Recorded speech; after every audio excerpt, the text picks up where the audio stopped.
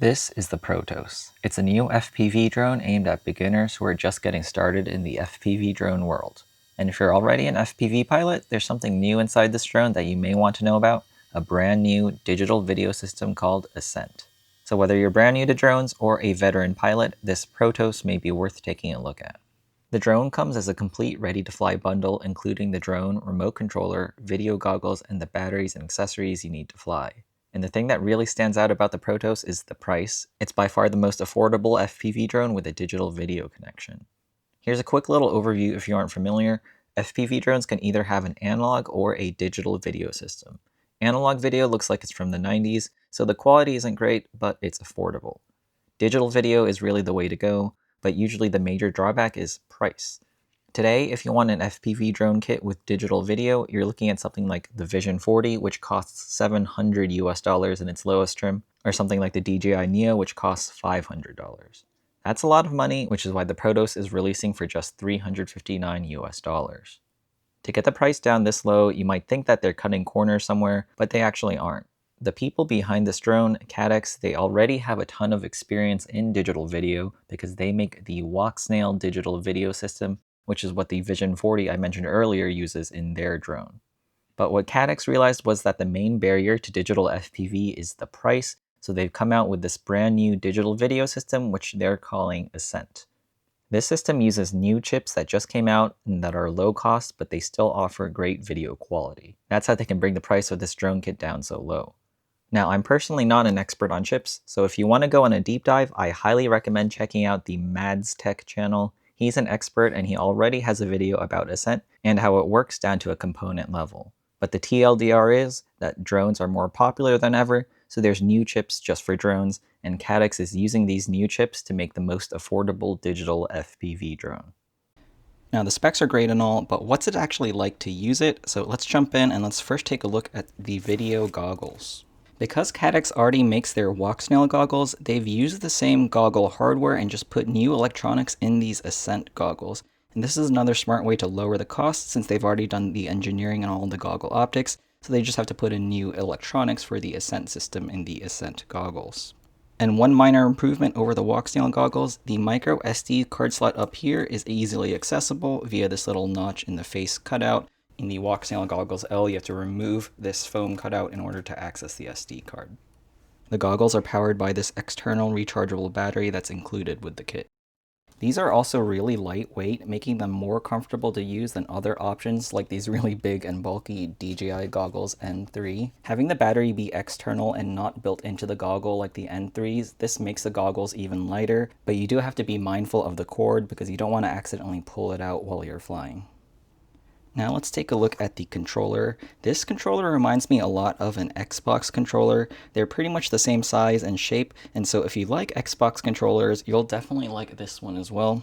And if you don't like Xbox controllers, well, you're in luck because this is an Express LRS radio, which is open source, which means you can use any Express LRS radio from any brand with this drone. I'm personally a big fan of the Radiomaster Pocket, and this is what I really like about the FPV drone hobby. So many of the parts are open and compatible with each other, so I can use one company's radio with another company's drone. It's just really refreshing to see this in a world that feels like it's getting more and more isolated.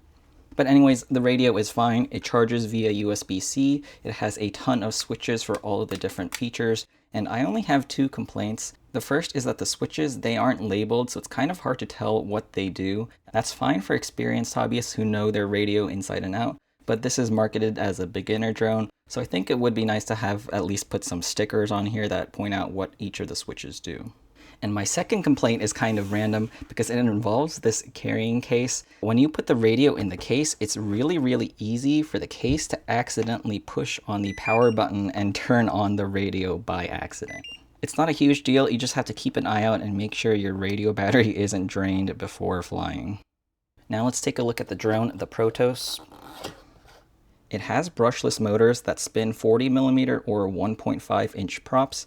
Up front is the digital camera, and you can manually adjust the angle of it depending on how fast you want to fly. Most of the electronics are protected on the underside over here behind this metal heatsink for cooling.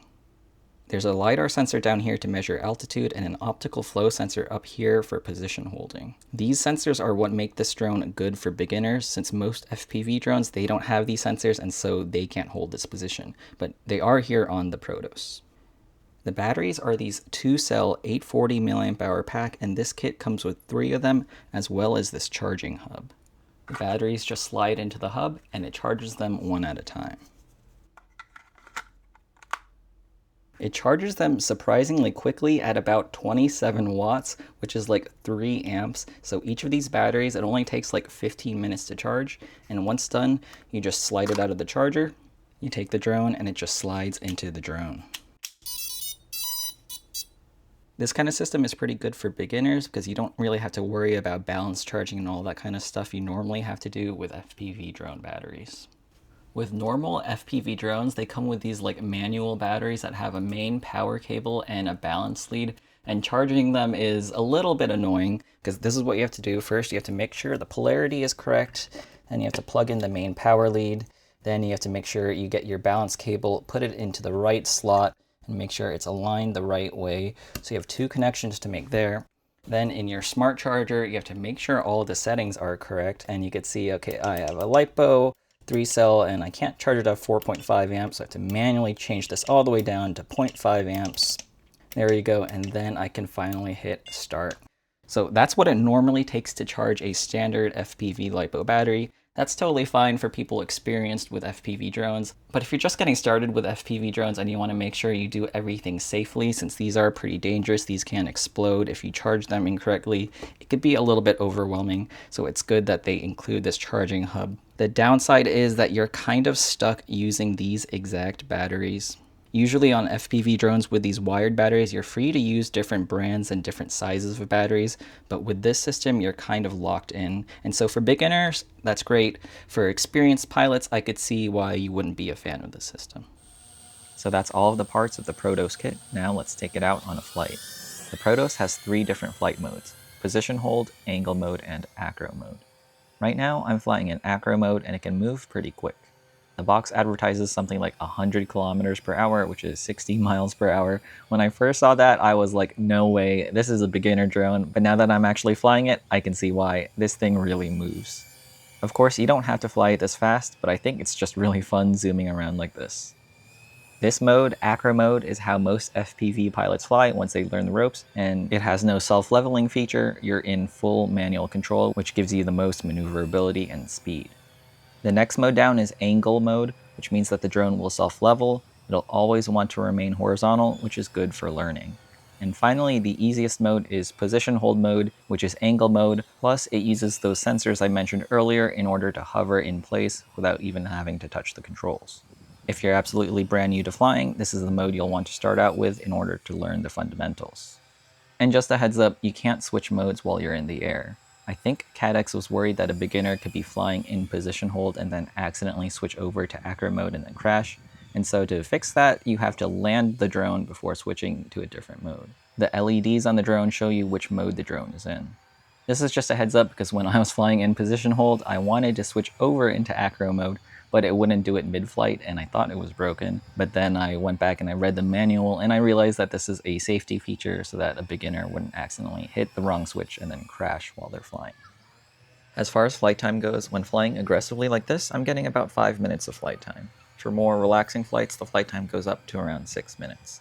These kinds of flight times are typical for FPV drones, and with how fast the charger works, you won't have that much downtime. The drone itself flies great when cruising, either fast or slow, it's fine, but at the end of the day, this is still a Cinewhoop with relatively small props compared to its weight. That means it's not really that great at freestyle moves like flips, rolls, and dives. It's still possible to do them, but I can feel the drone really struggling because the small props, they just don't have the bite required to do them smoothly. So my recommendation, just cruise around with it and leave the freestyle moves for a true freestyle drone. So overall, the drone itself is just fine. It's a beginner drone that does beginner drone things. But the part I'm really excited about is the Ascent video system because it's digital and it's cheap. Now, when I first heard about Ascent, my mind immediately went to like, oh, it's just OpenIPC. Because right now, the trendy thing lately has just been to use off-the-shelf IP camera hardware to make really cheap digital FPV video. And the main issue with open IPC-based systems is that the video quality itself looks blocky, and it just looks like security camera footage. So when I first powered on this Protos drone, I was really surprised to see high quality, crisp, Walksnail-like video and not this blocky IP camera stuff. So getting this quality of video at a low price is pretty exciting. And as a custom FPV drone builder, my next thought was, can I get this Ascent video system separately so I can put it on a custom drone? So I emailed Caddx and they said that yeah, they are going to be selling the Ascent video transmitter separately, which is good news, but it's going to come at a later date, which is to be determined. I am really tempted to take the Protos I have right now and take it apart to see if I can take the Ascent system out, but for now I'm just having fun flying it, so that's for another video. Another big question I had, as someone who is heavily invested in the Walksnail video system, is, well, what's the deal? Like, does that mean Walksnail is over? And thankfully the answer is no. Walksnail is still their premium digital video system. They're still developing new Walksnail products, and the chips used in Walksnail are still better than in Ascent. Their whole philosophy behind the new Ascent system is just to reduce the costs while still retaining good video quality. And on that note, Walksnail and Ascent, they aren't going to be cross-compatible, so you can't mix and match them. They're going to be completely separate systems. As far as range goes, I think that's still kind of up in the air on how well the Ascent will do. I'd love to do some range tests, but unfortunately in the United States, they're not really legal to do unless you're a big company with a lot of permits. I will say though that I had no issue with my video signal at all, which is a good sign. And one feature that's exclusive to the Ascent system is a new way to handle longer distances with weaker signal. So at really far distances, if the signal strength drops below a certain amount, the Ascent system will actually switch from color to black and white in order to save bandwidth. So that way you can still get a usable and flyable video feed even if you have a really weak signal. I think that's a pretty neat feature, and I haven't really seen that in any other video system out there. So overall, should you get the Protos? Well, I think the price point is really its killer feature, so if they can maintain that $359 price, then I think it's easily the best value drone kit you can buy right now, and I think a lot of new people are going to be joining the FPV hobby. If you're not a newcomer and you're already an FPV pilot, then I don't think the Protos drone itself will offer anything new to you, but the Ascent video system in the Protos, it has a ton of potential. And if they can get the price of the Ascent video transmitter down to something like sub $80, then I think we really would have an analog video killer on our hands that would be so cheap that there wouldn't really be any reason to go analog anymore when this digital system is so affordable. So fingers crossed that the prices are going to remain low, because if they are, the future is looking pretty good for FPV hobbyists. If you want to check it out for yourself, I'll leave a link to the Protos drone in the video description below. And if you enjoyed this video, I'd really appreciate it if you could subscribe to my YouTube channel. Thanks for watching. Oh yeah, and the Protos is plenty durable as well. I didn't break a single thing.